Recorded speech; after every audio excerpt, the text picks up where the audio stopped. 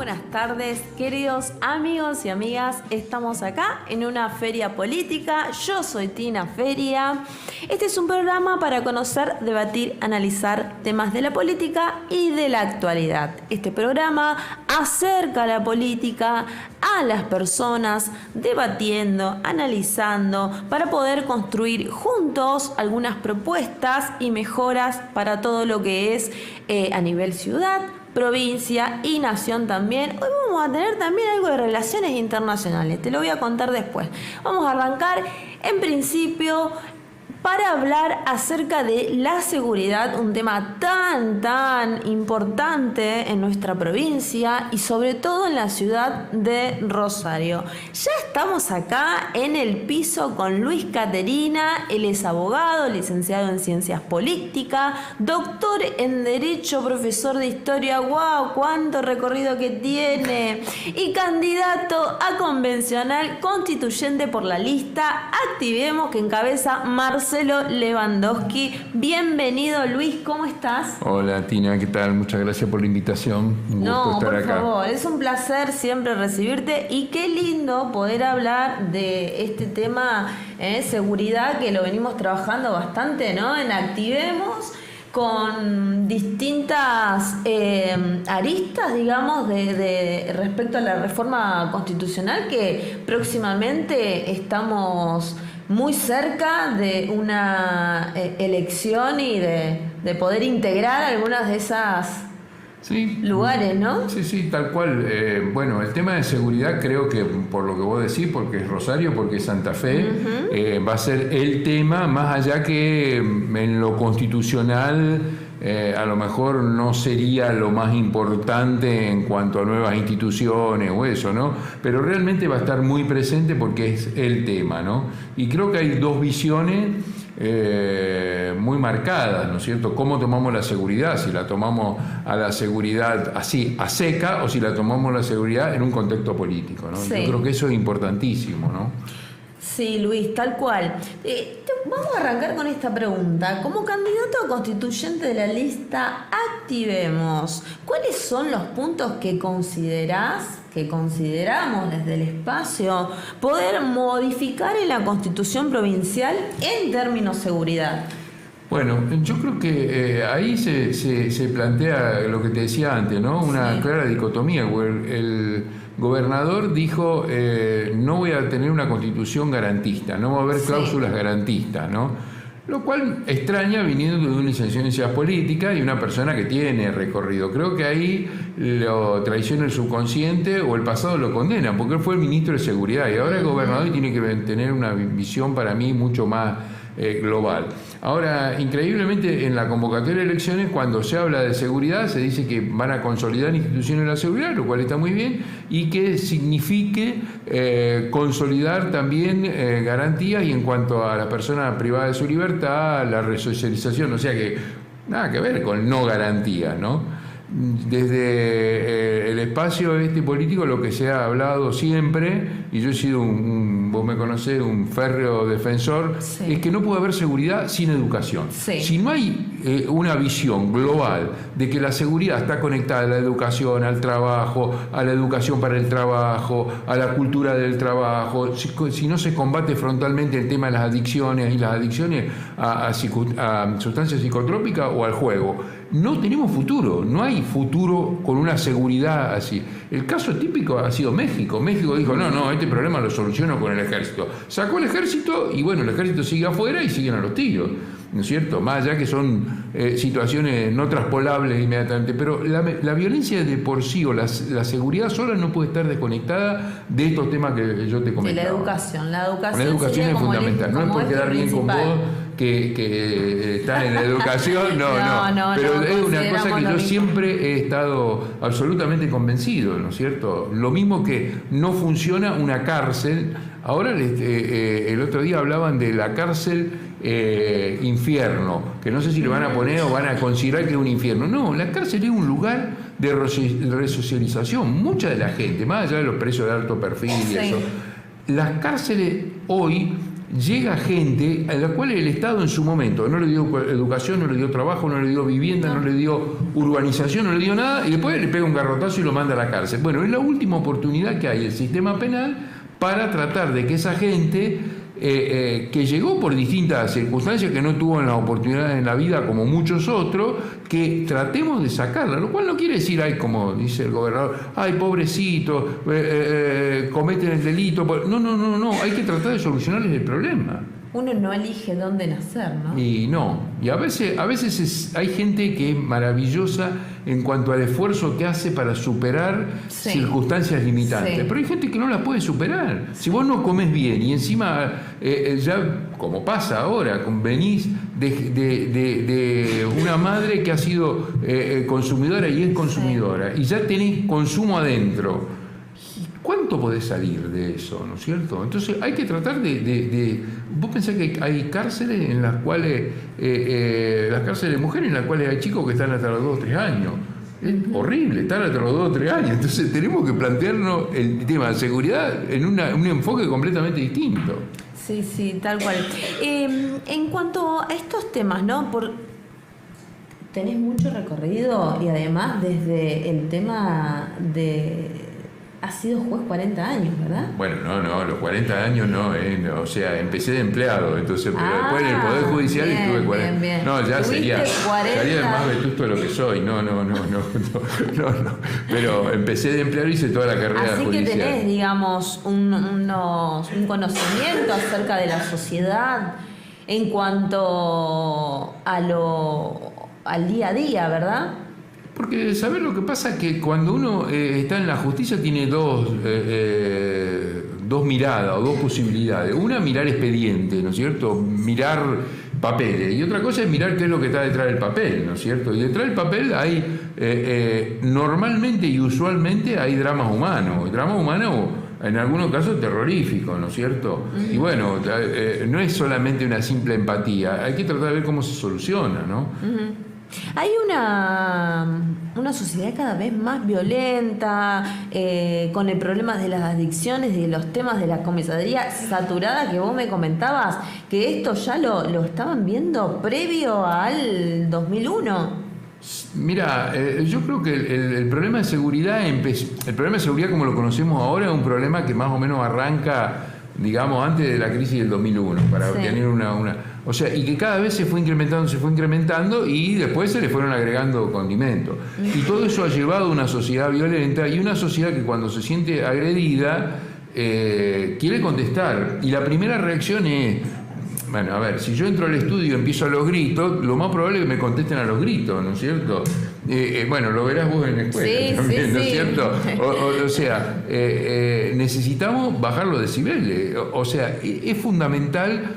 Yo lo he visto una vez en las audiencias. En las audiencias, cuando uno empieza a gritar, el otro grita, y si el juez también grita, es una locura. En cambio, si se empieza a apaciguar y se empieza a hablar despacio y se empieza a hablar más bajo, bueno, tranquilizamos a la fiera, ¿no es cierto? Sí, también vos sabés a qué hago relación a los discursos del presidente Javier Milei, estos discursos de odio o estos discursos en los cuales tienen ese grado, digamos, es que, ¿sabés lo que pasa? De violencia. Yo soy profesor de historia, profesor de historia del derecho, ¿no? Sí. Y realmente no se sabe historia.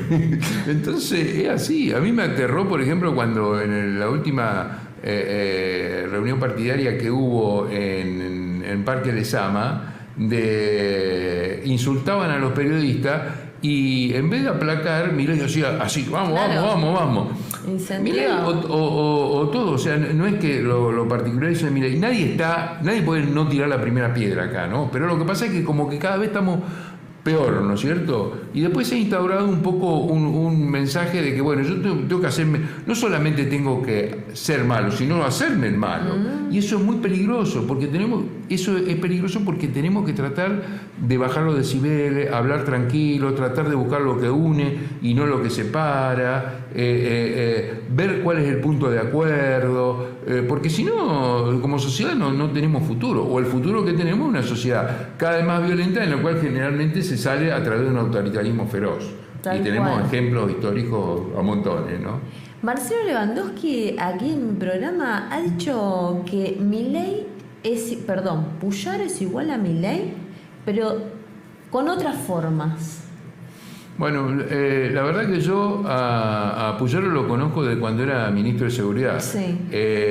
A veces me parece que imposta, que como que exagera un poco, ¿no? Ajá. Y me parece que tiene cierta tendencia diríamos, en vez de enfrentar el problema, ver cuál es el culpable y después buscar enfrentar el problema, ¿no es cierto? Bueno, son estilos, ¿no? A mí no me gusta. A mí me gusta que tratemos de solucionar el problema y después vemos a ver dónde está la falla humana, digamos. Pero hay que enfrentar el problema. Y los problemas son muy graves. Yo a Milei no lo conozco. A él lo conozco. Puyaro personalmente es una persona, hasta diría, agradable. Y después por ahí es como que se empieza a brotar con estos temas de seguridad que me parece que es un error, ¿no es cierto? Luis, ¿cuáles son los factores estructurales que contribuyen al crecimiento del crimen organizado? Bueno, yo creo que Miguel Rabia, que es diputado provincial, él siempre dice que antes que el narcotráfico que fue el punto de unión y en el cual me metió en esto porque veníamos haciendo alguna cosa juntos con él en el tema de adicciones. Que el problema es adicciones. No se puede hablar de la entelequia del narco, sino hay que hablar lo primero de las adicciones. Nosotros tenemos que combatir las adicciones, y las adicciones desde la infancia. No hay un consumo, pero el consumo recreativo, pero el consumo en algún punto salta a lo recreativo y ahí tenemos un problema serio. A mí me parece que eso es una política de Estado absolutamente prioritaria, eso es fundamental. Y después hay cuestiones que hay que solucionar: el problema de la educación, el problema del trabajo y el problema del ordenamiento territorial y el asentamiento de irregulares. No porque, digamos, en las villas esté escondido el delito, sino porque la gente no puede vivir en condiciones inhumanas sin una vivienda digna. Y esos son, para mí, el caldo de cultivo del narcotráfico, el crimen organizado y la violencia, acá y en toda Latinoamérica, ¿no es cierto? Un poco más, un poco menos, con particularidades, pero eso es así.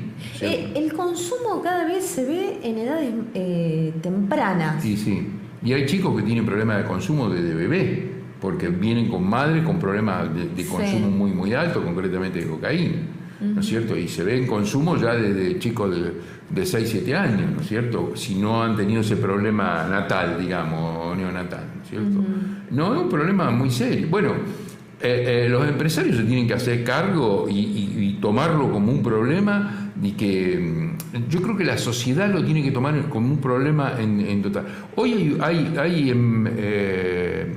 ambientes empresarios, ambientes productivos en el cual un 30% de los trabajadores tienen problemas más o menos graves de consumo.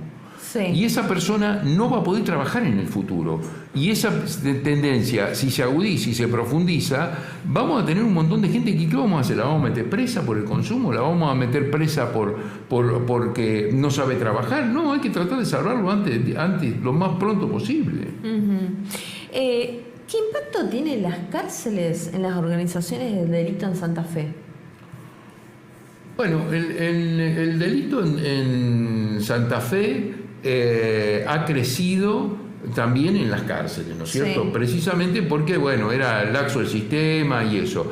En alguna medida eso se ha corregido, pero sigue siendo... A ver, la cárcel tiene que ser un lugar de resocialización, de reinserción social, y tiene que solucionar 2 o 3 problemas fundamentales. El tema de que la gente salga sabiendo trabajar o habiendo estudiado o lo que sea, solucionado el problema de educación y solucionado el problema de adicciones. Si no se le soluciona ese problema, no tiene futuro.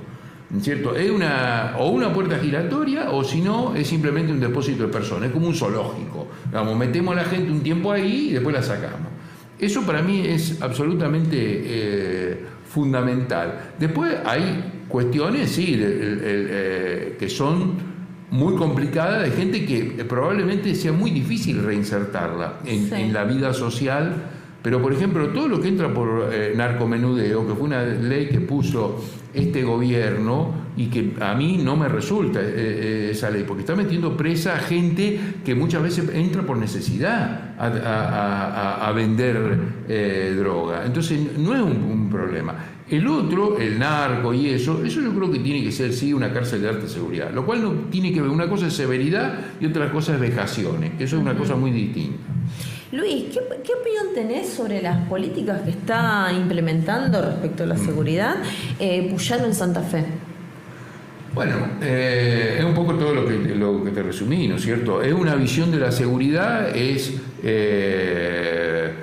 meto preso con mucha seguridad, persigo el narcomenudeo, hago una demostración de fuerza permanente. Eso tiene una cuestión limitada, ¿no es cierto? Me parece que hay que sentarse y pensar seriamente cómo trabajamos estos problemas que yo te dije antes, ¿no es cierto? Que no son fáciles. Decir, bueno, qué fácil. No, bueno, pero a ver, nos planteamos cuáles son los problemas. El problema de la educación, el problema de los asentamientos irregulares y el ordenamiento territorial y el problema de las adicciones. Esos temas son absolutamente fundamentales. Y yo creo que en esto estamos simplemente en decir, bueno, tenemos una ley de narcomenudeo, metemos mucha gente y construimos cárceles.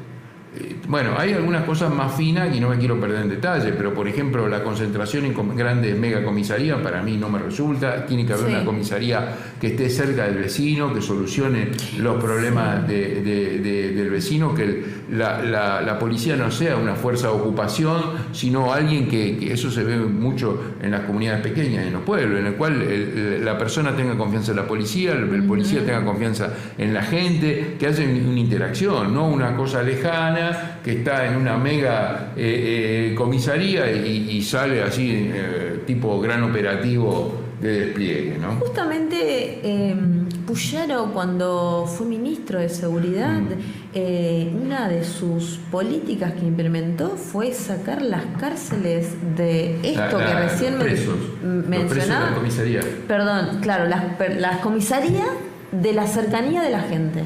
Bueno, son visiones que, claro, a veces esas cosas se copian de otro lado, ¿no es cierto? Y bueno, y por ahí no son la mejor solución, ¿no es cierto? ¿En tu opinión? Para mí tiene que haber una comisaría presente, una comisaría que no tenga presos, un policía entrenado, bien entrenado. La policía de Santa Fe tenía un muy buen nivel de entrenamiento, salía muy bien de la... Después había otro problema, ¿no es cierto?, que podemos charlar largo y tendido. Pero nosotros tenemos que y en mi opinión, no hay que hacer la gran reforma policial, que no se ha hecho, sino empezar por reforma policial o arreglar secciones o grupos digamos por repartición, no hacer la gran reforma, sino empezar a hacer comisaría modelo que funcione y que sean ejemplares respecto a las otras, ¿cierto? ¿Qué modelos nos podrías mencionar, quizás de otras provincias, de otros países, que se podrían llegar a trabajar acá en Santa Fe? O sea, frente a la alternativa que hoy está ofreciendo Maximiliano Puyaro. A mí me parece que Latinoamérica en general tiene una realidad bastante compleja, ¿no es cierto? Brasil tiene un enorme problema de manejo y de dominio de las cárceles, ¿no es cierto? El Comando Vermelho, el Grupo 1, hay varios grupos grandes en Río de Janeiro, en San Pablo, que dominan las cárceles, dominan todo el sistema penitenciario. A mí, en general, lo que más me ha parecido que son bastante interesantes son los modelos europeos, ¿no es cierto? El modelo francés, el modelo el modelo italiano, el modelo suizo, ¿no es cierto? Claro, son otras sociedades, van a decir, claro, bueno, pero el nivel de vida, bueno, volvemos al mismo problema, o sea, la seguridad no puede estar desconectada del otro problema. Allá tienen otro problema, ¿no es cierto? Los barrios con inmigrantes, todo una cuestión de tensión racial, étnica, religiosa bastante complicada. Pero yo creo que la policía francesa tiene un altísimo nivel técnico, tiene un muy buen sistema de organización, lo mismo la policía italiana, un poco lo que yo te digo, la policía alemana, pero a ver, los alemanes yo nunca los pongo en primer lugar por una razón, ¿no es cierto? Porque somos más parecidos a los italianos y a los franceses que a los alemanes, ¿no es cierto? Pero bueno, pero partimos siempre del mismo problema. Si no arreglamos algunos problemas de base, el tema, y si no apuntamos a arreglar esos problemas de base, ¿no? ¿Crees que estas políticas han debilitado las organizaciones criminales o solo cambiaron las formas de operar? Bueno, la verdad que es una pregunta demasiado difícil como buena profesora que sos, porque es una pregunta, sí, como debe ser una de las últimas, entonces como diciendo, a ver qué nota pongo, ¿no es cierto? No, te pusiste maestrita Silvela, no, mirá, es ya muy... no nace eso, ¿viste? Ya sí, te sale adentro. Claro. Mirá, es difícil decirlo porque ha pasado muy poco tiempo, ¿no es cierto? A mí no me resulta... a futuro. Habrá que verlas caminando un poco en el tiempo. Evidentemente ha habido una política probablemente de shock que ha dado resultado hasta ahora, pero ojo que ha habido unos rebrotes muy importantes de violencia. En enero prácticamente estamos en el mismo número de muertos de enero del año pasado, ¿no es cierto? Es una situación que yo diría que es muy complicada. Y es porque no se está yendo a reformas estructurales en lo policial y reformas estructurales a nivel provincial. Yo no entiendo, por ejemplo, que tanto el gobierno nacional como el gobierno provincial entren en conflicto, bueno, no es patrimonio de este gobierno, ¿no? Sí. Pero que se entre en conflicto con los docentes. El problema docente hay que arreglarlo de manera de que, bueno, ¿qué te voy a hablar a vos? No es cierto que vos lo conocés, pero el problema docente hay que arreglarlo y es tan grave como el problema, digamos, en cuanto al tema salarial y eso. Y no puede ser reducido el problema educativo solamente a lo salarial. Tenemos que hacer una sociedad que gire alrededor de la educación. Volviendo a la violencia, con esto que pasó en el día de ayer, en frente del Congreso con los jubilados. Violencia, represión. Escuché un comentario de Guillermo Sisman que me pareció sumamente acertado y sintético, ¿no? Voy a tratar de represión. Él dijo, el problema es que el Estado se tiene que hacer cargo de que sus servidores y todo el sistema estatal tenga la templanza como para enfrentar ese tipo de situaciones. Yo creo que eso es fundamental. Bueno, también es no saber la historia, pero a veces hay un problema, que es el problema hoy de los jubilados, que termina siendo un revulsivo para la sociedad. Entonces vienen los barras o los clubes o lo que sea. Entonces, pero es como que la sociedad se está polarizando, estoy a favor de los jubilados o en contra de los jubilados. Es una locura eso. Lo que tenemos que... Hoy me llegaban mensajes de gente que es lo más tranquila del mundo diciendo, yo estoy con los jubilados. Hay un meme de Maradona con los jubilados, no sé si lo viste. Tenemos que tratar de concentrarnos en decir, muchachos, a ver, todos, no sigamos con el enfrentamiento, bajemos los decibeles, tratemos de ver cómo solucionamos el problema de los jubilados, no a los bollos, ¿me entendés? Porque si no solucionamos nada. Aparte que puede haber habido alguna intencionalidad de disimular algún otro problema con eso, ¿no es cierto? Pero lo fundamental es que, como vos dijiste al principio, tenemos que bajar los niveles de violencia en la sociedad. Y eso es una función que compete, primero que todo, al Estado. Y después a todos los actores políticos. Y en el Estado, digo, a todos, ¿no es cierto? Bien, Luis, para cerrar, te voy a preguntar... La última pregunta difícil, a ver. No, esta no es difícil. La trabajamos todos los días en Activemos. ¿Por qué crees que deberían los ciudadanos elegir a Marcelo Lewandowski, que encabeza la lista de Activemos? Bueno, es una pregunta difícil esa. No, ¿qué va a ser difícil? No. Mirá, yo te cuento mi experiencia personal. A fines de enero me llama, yo nunca he actuado en política, sí he actuado en muchas organizaciones sociales, pero nunca actué en política. Y me llama Miguel Rabi y me dice, ¿te animaría a sumarte a esto? Y yo le dije algo, no voy a decir los nombres, le digo, mira, yo hay gente con la cual no puedo ir. Por razones o ideológicas, de diferencia ideológica tan marcada, no puedo ir en un mismo grupo. Por cuestiones personales que no vienen al caso. Con vos voy, le digo, porque yo te conozco y yo comparto con vos tu visión del problema, por ejemplo, de adicciones y otro problema que yo te he escuchado. A Marcelo yo lo he visto que siempre está, independientemente de que sean de su partido o no de su partido, él siempre tiene una línea con respecto al tema de la corrupción. Y entonces eso yo también lo banco, y lo banco a muerte. Y entonces a mí me parece que es una lista coherente en lo ideológico, coherente en cuanto a una ética, y lo que veo... El otro día le decía a un amigo mío que me dijo, vos estás loco que te metés en política, viví tranquilo. Digo, mira, me siento cómodo con la gente que estoy. Le digo, me siento como, hasta cuando disentimos, me siento cómodo en las discusiones por el nivel de las discusiones. No estamos discutiendo pavadas, no estamos discutiendo si a los jubilados hay que pegarle palo o no, sino cómo arreglamos el problema de los jubilados, cómo arreglamos el problema educativo, cómo arreglamos el problema de la violencia. Y obviamente que el otro día había una diferencia entre la gente del gremio docente y los industriales. Sí. Es lógico que haya diferencia. Ahora, ¿cómo solucionamos el problema? Esa es la idea de la política. Y yo la encuentro en todo este grupo que compartimos, yo la encuentro esa necesidad, ese espíritu de tratar de solucionar problemas de forma concreta. Muy bien, Luis, la verdad que se ha sacado un más 10, ¿no? Tanto que habla de la educación. Usted es muy comprensiva, que vos Te agradecemos por haber estado acá. Favor, gracias a vos. Un placer y bueno, nos vamos a ver. Mañana nos vemos. Mañana nos vemos. Tenemos un encuentro. Sí, bueno, tenemos un encuentro de candidatos. Bien, estuvimos con Luis Caterina, él es candidato convencional a constituyente por la lista Activemos, que encabeza Marcelo Lewandowski, y estuvimos hablando de seguridad. Vamos a un breve corte que ya te voy a contar lo que viene en el próximo, ¿sí? Vamos a hablar acerca de las mujeres, ¿sí? Y bueno, 3 mujeres acá hablando lo que va a ser, ¿no? Va a ser bastante larguito. Bien, te espero en el próximo bloque. Yo soy Tina Feria y esto es Una Feria Política.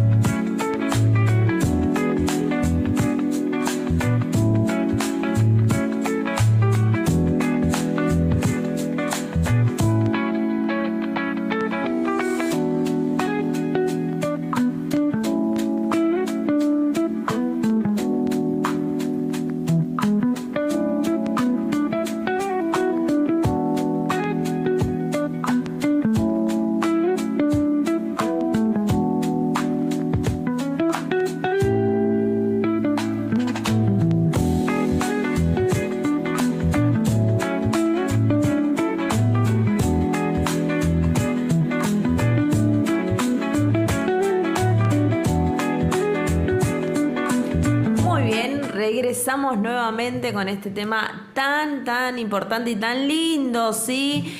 El Día Internacional de la Mujer, ¿sí? Hoy lo vamos a tener como marco de debate, ¿sí? Vamos a tener a Agostina Pogliacomi, ¿verdad? Agostina Pogliacomi, abogada, militante de los derechos de las mujeres y forma parte de Accionemos Género. Muy buenas tardes, Agostina, ¿cómo estás? Hola, ¿qué tal? Buenas tardes. Un gusto, bueno, y gracias por invitarme acá al programa. Es la primera vez que vengo al programa de acá. Nosotros, paso el chivo, tenemos también en Blue RTV un programa que se llama Mujeres que Dicen, justamente. ¿verdad? Así que, bueno, también la idea es poder potenciar la voz de las mujeres en estos espacios. Tal cual, Agostina. Recién antes hablábamos un poco detrás de cámara, ¿no? En este Día Internacional de la Mujer, ¿qué debates se logran o se han logrado, o si se pueden lograr debates para reconstruir o para reducir esa disparidad de género? Es muy buena la pregunta porque hay un contexto en donde no hay debate, ¿no?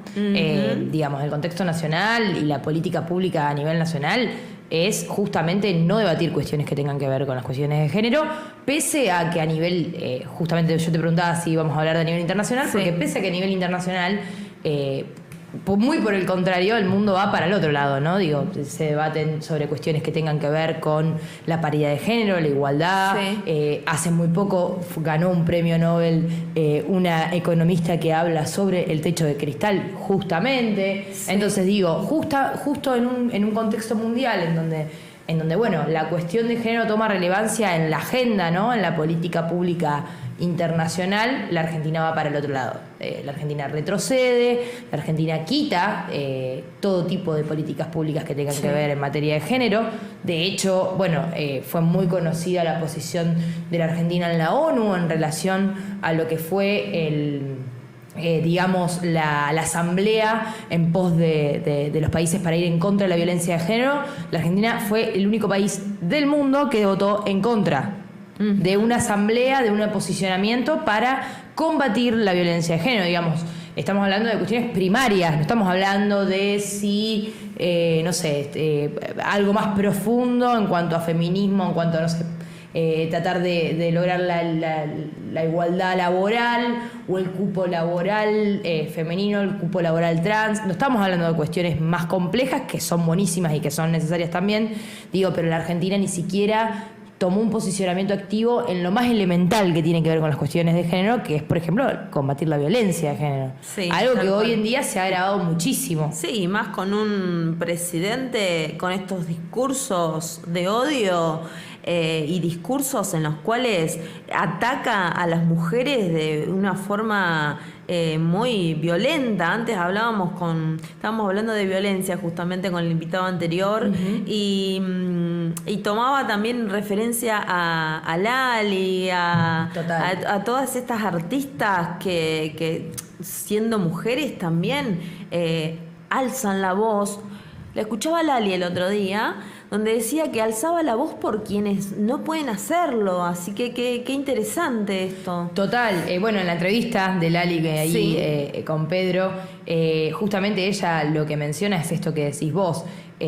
Parece que el presidente decide atacarnos a nosotras por ser mujeres, porque a las únicas artistas del ámbito de la música que ha atacado porque se ha posicionado en contra y demás es Lali y María Becerra. Y justamente este análisis que hace ella es muy interesante porque dice, bueno, hubo otros artistas que también se posicionaron y que también se pusieron digamos en contra de determinadas o cuestionando determinadas políticas que lleva adelante o cuestiones que lleva adelante el gobierno. Sin embargo, no se los atacó de la misma manera que se les atacó a ellas, y creo que hay un condicionante muy fuerte que es que sea mujer. Bueno, así se traslada en el ámbito nacional en todo lo que tiene que ver con las cuestiones de género. Digo, se ataca la figura del femicidio como algo que nosotros jamás, yo como abogada te diría, además de ser militante feminista, jamás hubiera imaginado que en la Argentina en 2025 nosotros estemos discutiendo si tenemos que tener o no la figura del femicidio, como si y además catalogar, ¿no?, esto de que de que la figura del femicidio es porque la vida de una mujer vale más que la vida de un hombre. No, la vida de la mujer no vale más que un hombre. El problema es que a nosotros nos matan solamente por ser mujeres. Entonces ahí está la diferencia. Justamente para que las dos vidas valgan lo mismo es que existe la figura de femicidio. O sea, avances entonces no hay. No, para nada. Solo yo diría que al contrario. Sí, solo retrocesos y deudas pendientes. ¿Cómo lo ves? Total. Y también hay una sensación, ¿no? Que nosotras en el programa lo hablamos siempre con el resto de mis compañeras, que es que hay una sensación de tener que volver a explicar un montón de cosas que nosotros pensamos que ya estaban saldadas. Ver o escuchar al presidente poner un ejemplo o catalogar al homosexual pedófilo, ¿no? Que lo cataloga, lo etiqueta como que el homosexual es pedófilo. Digo, si nosotras, otra vez, el colectivo LGBT se tiene que poner a explicar hoy, de nuevo, después de todas las luchas y todas las conquistas, digo, que el homosexual no es pedófilo, y bueno, estamos en una cuestión bastante grave en el ámbito de protección de derechos, ¿no? Lo discursivo va acompañado con la cuestión jurídica y va acompañado con la cuestión de políticas públicas. No es que solamente es una cuestión de hablar y de decir o de discursiva del presidente, no. Digo, se recortó, te diría, más de la mitad el presupuesto en materia de género, se ataca la figura del femicidio, cada vez se endurecen más las herramientas jurídicas en protección a la violencia de género, figuras como el plan Acompañar, que eran herramientas económicas para las mujeres que estaban en situación de violencia de género, hoy no existen. La Secretaría de Violencia de Género cierra, echan a todas sus trabajadoras. Secretaría que, por ejemplo, de la cual depende el 144, ¿no? Que es la línea de atención primaria a personas en situación de violencia. ¿Hay leyes actuales que garanticen la igualdad de género? Sí, hay leyes que garanticen la igualdad de género. Nosotros siempre decimos que no basta solamente con las leyes porque justamente hay que hacerlas cumplir.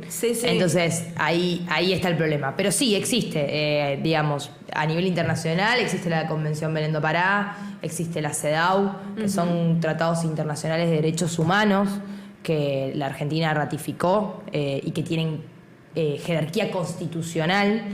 Esto quiere decir que para nosotros es lo mismo que la Constitución Nacional, ese tipo de tratados, ¿no? Son tratados que buscan la igualdad y que buscan la protección, sobre todo esto que hablábamos recién, ¿no? La protección primaria en los derechos de la mujer, la violencia de género, la igualdad, por ejemplo, en el ámbito público, ¿no? Ese tipo de cuestiones. Después, a nivel constitucional también tenemos lo que se llama la discriminación positiva, algo que también es bastante atacado por el gobierno nacional, que es esto de, ante la desigualdad hacemos una discriminación positiva para tratar de equiparar esa desigualdad, ¿no? Bien. Con lo cual se ha justificado algunas cuestiones o se ha llevado adelante algún tipo de políticas, como por ejemplo, no sé, el cupo laboral trans o lo que tiene que ver con la paridad femenina en determinados cargos públicos, ¿no? Por ejemplo, ese tipo de políticas es lo que nosotros llamamos discriminación positiva. Es decir, frente a una desigualdad que ya existe en la realidad, que existe, que es palpable, que existe, generar políticas de discriminación positiva, es decir, inversas, para tratar de igualar esa situación desigual. Hablando de políticas públicas, ¿cuáles se deberían reformar o implementar para esta mejora? En relación a la discriminación positiva, yo creo que hay muchas herramientas jurídicas buenas en la Argentina. El problema es que se hagan cumplir. Volvemos a lo mismo.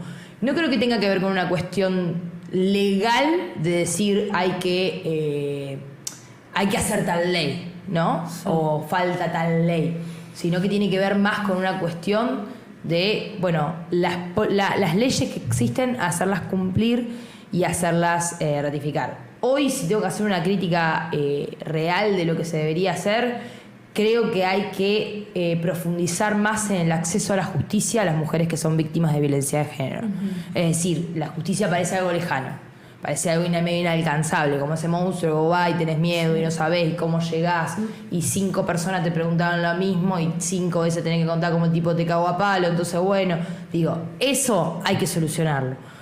Hubo un momento en el cual fueron armándose equipos de trabajo, por ejemplo, equipos locales que puedan trabajar esas cuestiones y que puedan acercar ese tipo de herramientas a las mujeres. Hoy, al desfinanciarse todo eso, claro, es complejo, digamos. Todo ese aparato se fue reduciendo e impactan en las herramientas que tienen que ver con el acceso a la justicia. Uh-huh. En lo que va del año, ¿recordás más o menos aproximadamente cuántos femicidios o cada cuántas horas? 52 femicidios 52 en lo que va del año. En lo que va por del lo año. Menos hasta el 27 de febrero. Sí. 27, 24 de febrero. Hasta el 28 de febrero, porque nosotros tuvimos el programa y lo pasamos la placa. Hasta el 28 de febrero, que fue el último día, había 52 femicidios. Uh-huh. Es un total de un femicidio cada 28 horas, si claro, no me equivoco. Tenemos 2 meses. Sí. En proporción a años anteriores, para haber sido 2 meses, aumentó el nivel de femicidios, no se redujo. Uh-huh. Tal cual. ¿Cómo afectan estos cambios económicos y políticos en los derechos de las mujeres acá en Argentina? Y yo creo que lo vemos todos los días, digamos. O sea, es algo que las mujeres podemos ver. No necesariamente tenés que estar pasando una situación de violencia de género para verlo. Digo, hay algo discursivo que también va acompañado de lo político, que hace que cada vez el ámbito sea más hostil, ¿no? Digo, que vos vayas por la calle y los tipos te griten algo y no pasa nada, porque total, digo, hoy ves el noticiero y hubo 3 casos de 3 tipos distintos en el centro que, por ejemplo, acosaron a mujeres en la calle o hubo abusos sexuales simples, por ejemplo, ¿no? Esto de perseguirte, tocar, digo, eso algo que no se veía tanto, ¿no? El solo hecho de decir algo, ya es la grosería, tal cual. O sea, desde el lado de nosotras, mujeres, o sea, que una persona, vos pases por la calle y te diga algo, es completamente desagradable, hasta te genera ese miedo. Total. O sea, es terrible que nosotras no podamos caminar una cuadra cuando oscurece solas por tener ese miedo a que nos pase algo. Total. Bueno, pero si lo vemos, digo, pareciera que hay más impunidad, ¿no? Hoy, en el común denominador. Yo hacía mucho tiempo que no veía en las noticias que un tipo en pleno centro se le haya ocurrido tocar una mina y decir, bueno, disculpame, no sé qué me pasó, flaca. Me explico, digo, hay algo de esto de que se eliminaron todas las barreras, ¿no? Claro. Ya hay como una impunidad y hay como cierto dejar hacer, ¿no? Bueno, eso tiene que ver con lo discursivo y también tiene que ver con si total no le va a pasar nada. Como que se abrieron las puertas. Se abrieron un poco las puertas, ¿no? Eso desde lo más elemental hasta después, bueno, no sé, en el ámbito, recién en off hablábamos un poco de los derechos laborales, por ejemplo, ¿no? Digo, la reforma laboral a las primeras que va a impactar es a las mujeres. No se crean que no. Los jubilados ahora, la quita de las moratorias que van a salir ahora, ¿a quiénes van a afectar? Y van a afectar a las mujeres que no tenían, que los empleadores que trabajaron como ama de casa particular o como empleada doméstica y que los trabajadores nunca le aportaron en blanco esos aportes. ¿Me explico? Porque ese porcentaje es mayormente mujer. Uh-huh. Vos sabés que recordaba cuando hablabas en un video que fue muy viral en donde ayer los jubilados estuvieron en esta manifestación y justamente un policía pegaba a una jubilada, no sé si lo ubican, si te fue ubican, una de las 2 personas que fueron lesionadas. O sea, a ver, estamos hablando primero de la represión generalizada, de la violencia generalizada, vamos a lo más, digamos, micro, que es nuestro programa de hoy, de la violencia de un hombre hacia la mujer, o sea, en plena calle, donde todo el mundo está grabando, donde es algo, donde se convirtió viral. Sí, ahí igual... A ver, no considero que haya sido una cuestión específicamente de violencia de género. Sí que hay una violencia cometida por un personal policial hacia una mujer grande, mayor de edad. Ahora, creo que la represión fue, digamos, gravísima y fue atroz para todos y para todas las que estaban ahí. Sin distinción, me parece que era una cuestión más grave que va más allá de la cuestión de género, que tenía que ver con, reprimir por el simple hecho de reprimir. Porque también hay algo de esto, ¿no?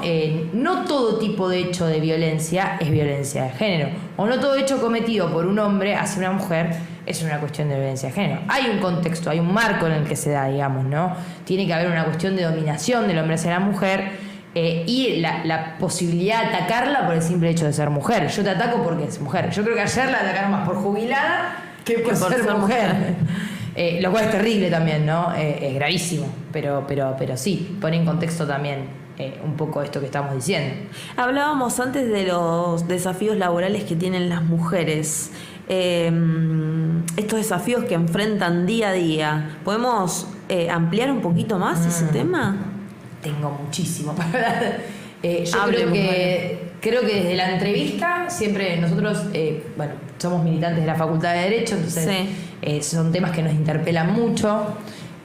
Hicimos varias actividades que tienen que ver con la cuestión, digamos, del derecho del trabajo y la mujer.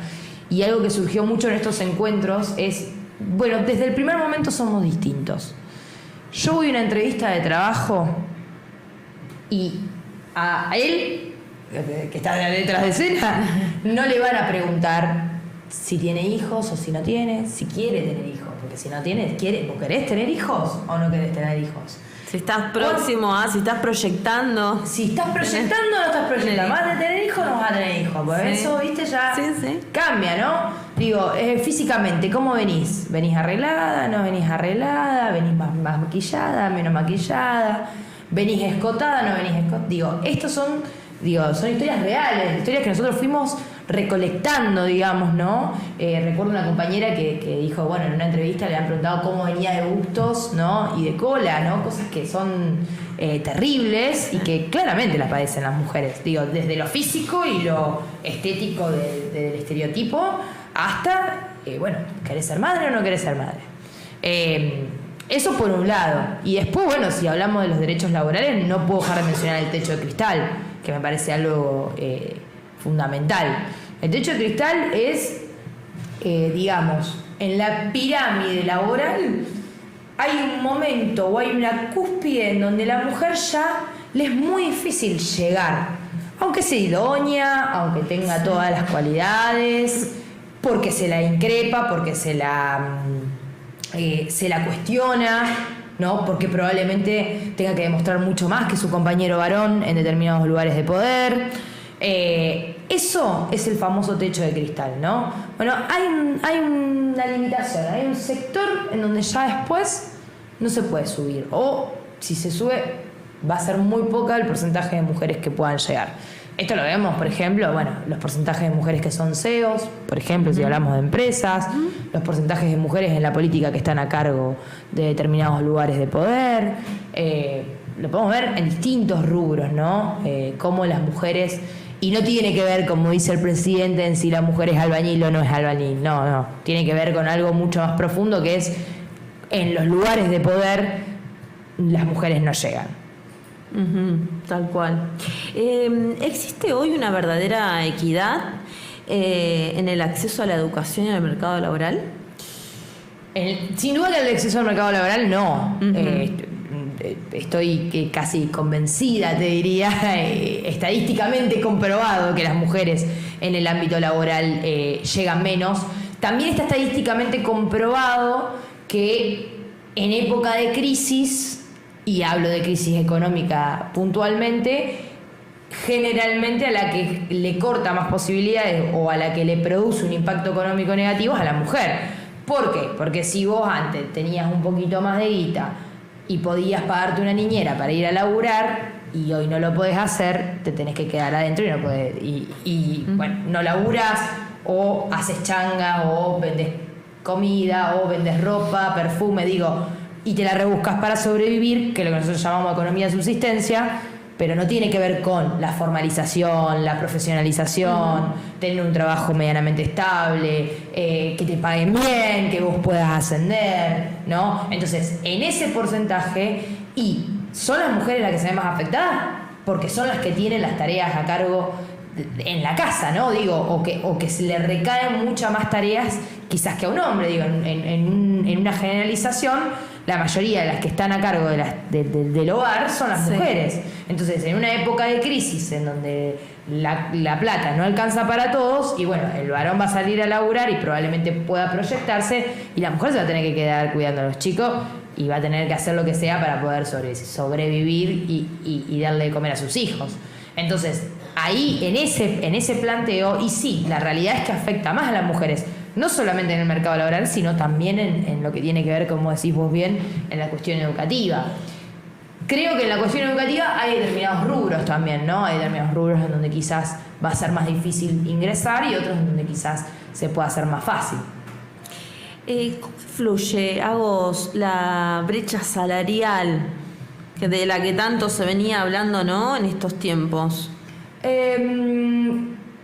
Hay algo que me parece muy curioso, que es que no sabemos, ¿no? Porque, digo, los tipos no saben, no hablan de cuánto ganan. Ajá. Entonces, es complejo en el sentido de cómo sé yo si vos ganás más o menos que yo. ¿Cómo sé que yo por el mismo trabajo me estás pagando lo mismo? Si el al lado, ¿cómo sé cuánto ganas? ¿No? Hay una brecha salarial, o sea, sí, existe. Creo que hay muy poca información de cuánto impacto realmente tiene eso, ¿no? Si realmente... No hay mucho material. No hay mucho material en relación a eso. Sí, hay estadísticas mundiales, y estas son de la ONU, digamos, y que sí hay una brecha por lo menos de un 20%, estamos hablando por lo menos en paridad salarial, ¿no? Uh-huh. Pero bueno, creo que en la Argentina aún más faltan estos datos. Totalmente. ¿Qué se puede hacer para reducirla? ¿Qué se te ocurre? ¿La brecha salarial? Uh-huh. Es una buena pregunta. Yo creo que primero reducir la desigualdad en los ámbitos laborales, digo, esto que estamos hablando, la posibilidad de que las mujeres cada vez tengan menos trabas a la hora de ingresar a un lugar de trabajo, que se las pueda registrar, o que haya determinados rubros en donde se fomente o se incentive, digamos, al trabajo registrado, que eso me parece súper importante. Y después, bueno, yo creo que tiene que ver un poco con los derechos laborales a través del sindicato. Yo, entre nosotras y para el público, soy peronista, entonces realmente creo en la forma de organización del peronismo, y creo que la forma de organización del peronismo es a través de las organizaciones sociales y las organizaciones sindicales.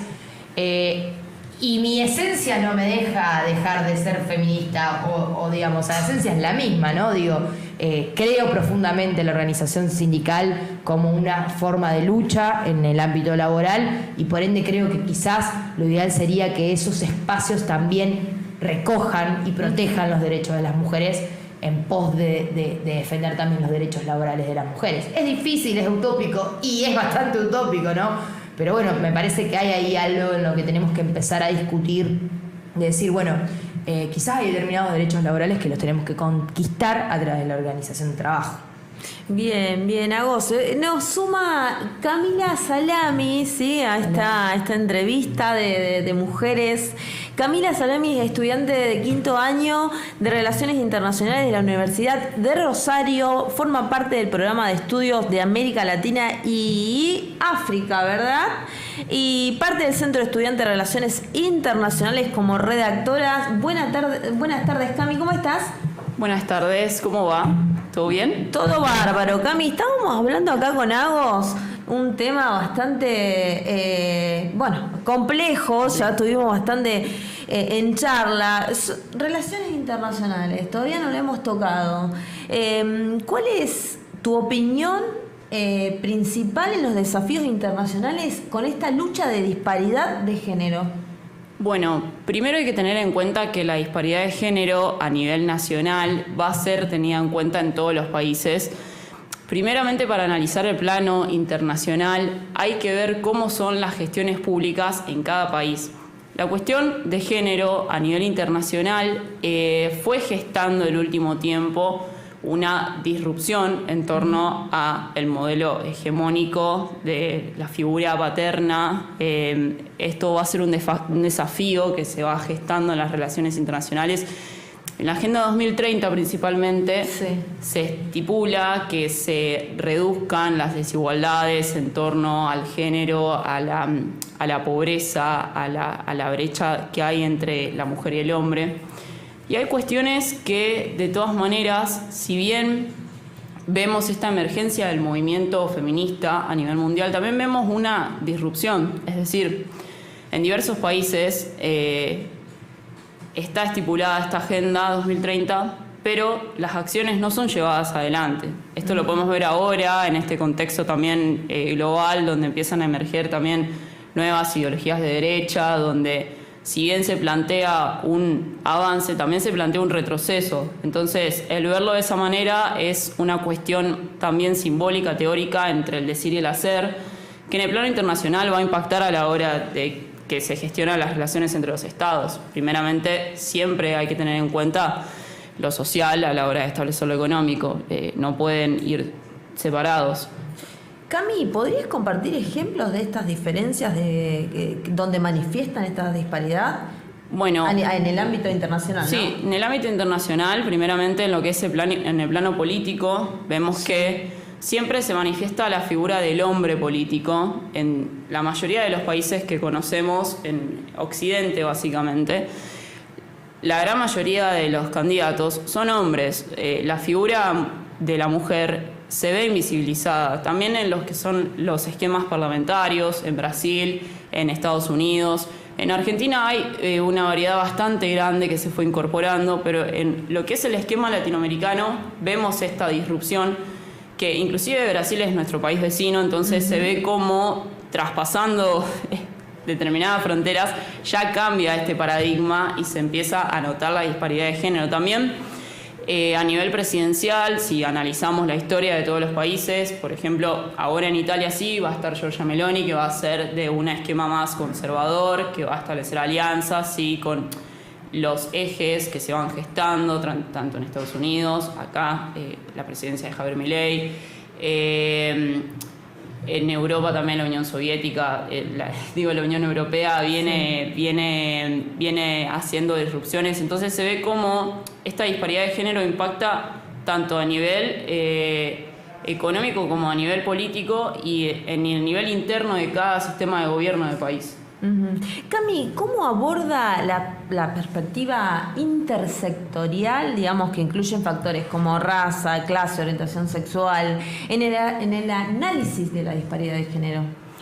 En el análisis de la disparidad de género, la cuestión de la raza, del género, también las cuestiones medioambientales, se van a ir gestionando de diversas maneras, creo yo. Los países deberían ir estableciendo programas que vinculen las cuestiones, no solamente que se vincule la ideología de género, sino que a la vez de vincular la ideología de género se establezca un patrón de producción, un patrón que empiece a incorporar a la industria, a la mujer, a vincular a la raza, porque así como se discrimina a la mujer, también se discrimina por cuestiones raciales, por cuestiones de clase.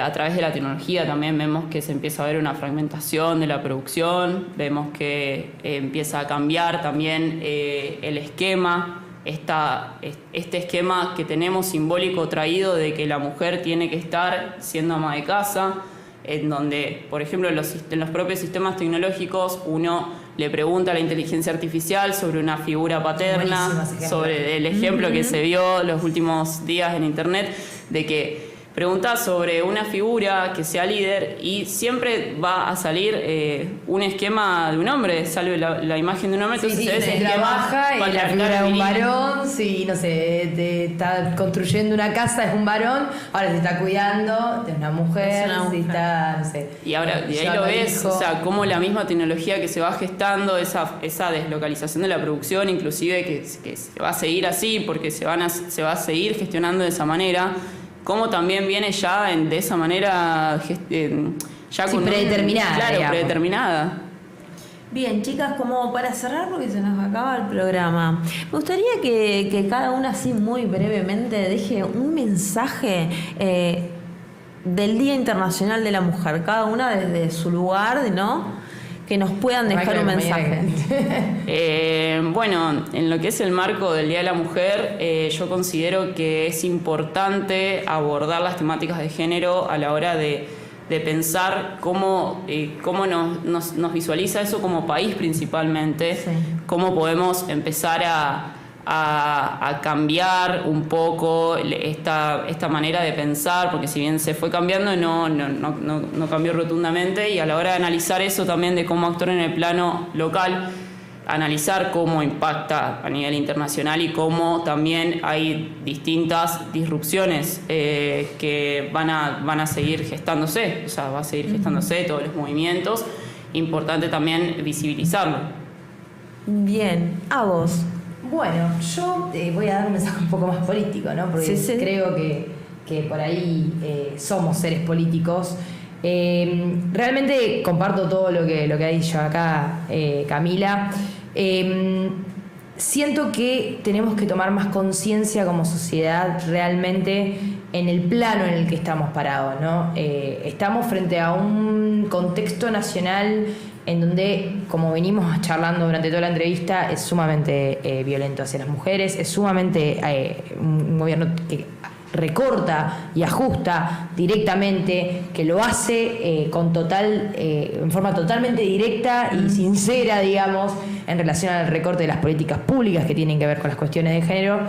Y creo que hubo en el 2015 y en el 2016 un movimiento muy grande por parte del feminismo que puso en agenda, como dice acá la compañera, que puso en agenda, en boca de todos en la Argentina, bastante la cuestión que tiene que ver con la lucha de las mujeres y de las disidencias y del colectivo feminista. Entonces creo que no podemos dar por sentado que toda esa lucha y todas esas conquistas de derechos, como son la ley de matrimonio igualitario, la ley de identidad de género, los cupos laboral trans, los cupos femeninos, lo que tiene que ver con la discriminación positiva que venimos hablando hasta ahora, la protección de los derechos de las mujeres en materia de violencia de género, no se pueden dar por sentados. Cualquier cuestión que nosotras demos por sentado es un retroceso social. Lo vemos hoy y lo vamos a seguir viendo a lo largo de la historia argentina. Entonces, organización, lucha y no frenar en esta conquista de derechos, porque, como te dije hace un rato, no se trata solamente de ganar una ley, sino que esas leyes también se puedan implementar en la vida real de las mujeres. Se lleven a cabo. Exacto. Perfecto. Muy bien. Gracias, Cami. Gracias, Agos. Gracias. La verdad que fue un momento muy agradable compartir con dos mujeres desde su lugar, desde su ámbito, desde su perspectiva. Yo también tengo la mía, ¿no? Pero lo fuimos ahí como entrelazando entre todas y les di más voz a ustedes. Así terminamos y finalizamos este programa que se llama Una Feria Política. Yo soy Tina Feria. Los espero el próximo próximo viernes, 14:30 horas. Un beso enorme para todos. Nos vemos.